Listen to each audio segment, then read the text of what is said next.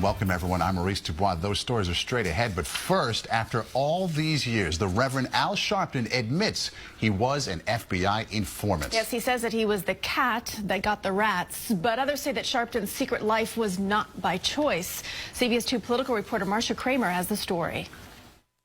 Michelle Obama probably never knew that one of the guests at her recent White House 50th birthday party was an FBI mafia informant who helped bring down members of the Genovese crime family.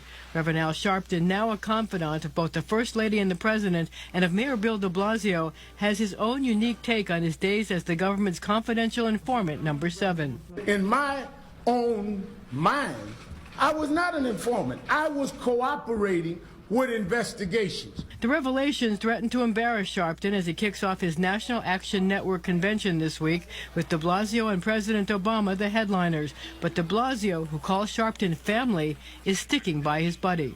Doesn't change the relationship one bit. I'm very proud to be his friend. I think he has done a lot of good for the city of New York and for this country.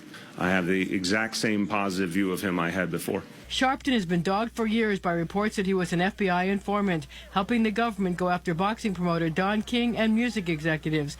Now we learn he also went after mobsters, including the legendary Vincent the Chin Gigante, the so-called Oddfather who paraded around in his bathrobe and pajamas. Though he has ducked and dodged questions about whether he wore a wire for the feds, that wasn't possible today since a batch of government documents were made public. The conversations were recorded. And there's also the issue of how he became an informant. Some say he was pressured into it after he was caught in a drug sting. This HBO undercover sting video that aired in 2002 shows Sharpton with a cowboy hat pulled down over his bouffant hairdo. Sharpton appears to nod when an agent offers him a cut from future drug sales. But now Sharpton claims he went to the feds for protection from threats from mob-connected music executives and was asked to rat out the bad guys. They were threatening to kill me.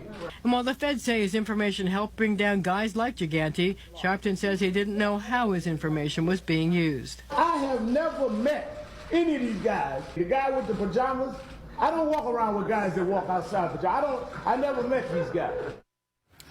Well, Sharpton says he's not embarrassed by